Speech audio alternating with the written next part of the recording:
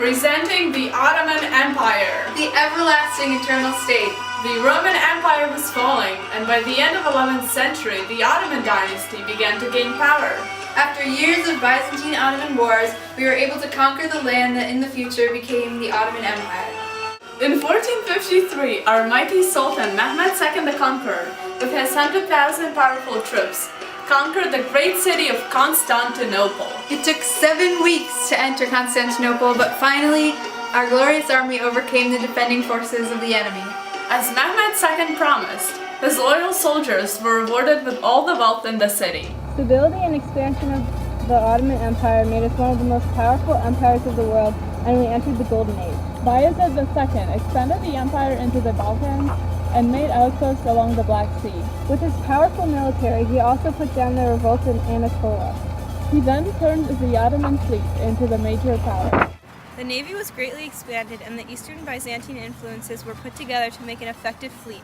Next, his son, Selim I, established control over the army and expanded the empire into Syria, Mesopotamia, Arabia, and Egypt.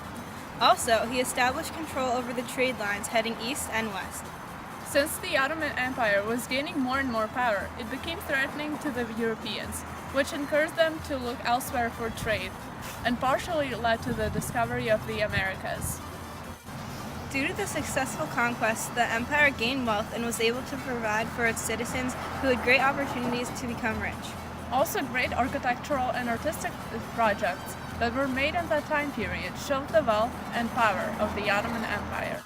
Then Selim's son, Suleiman I the Magnificent, expanded the glorious Ottoman Empire even more. In his early conquests, he captured the Belgrade and Rhodes as well as broke the military power of Hungary. In 1529, Europeans were very terrified when Suleiman's army was advancing towards the capital of Austria, Vienna. Although Suleiman was unable to capture Vienna and had to withdraw because of the lack of supplies, he turned south to conquer more land, and later in the year, most of North Africa fell to his fleet. In 1571, the combined fleets of Venice, Spain, and the Papal States of Italy defeated the Turks in the great naval battle of Lepanto, off the coast of Greece. This defeat, which dispelled the myth of the invincible Ottoman Empire, took place during the reign of Selim II. But the empire rebuilt its navy and continued to control the eastern Mediterranean for another century.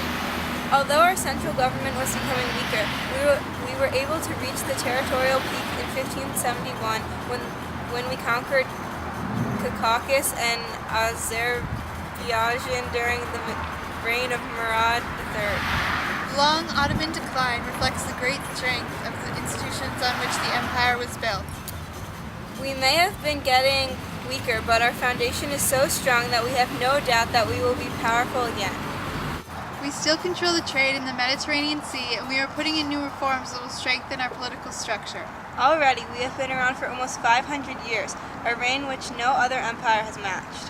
Although we might be losing some territory, we are modernizing our military and strengthening our central government, which will make our empire more unified. We know that after we change our policies, we will become a world power again.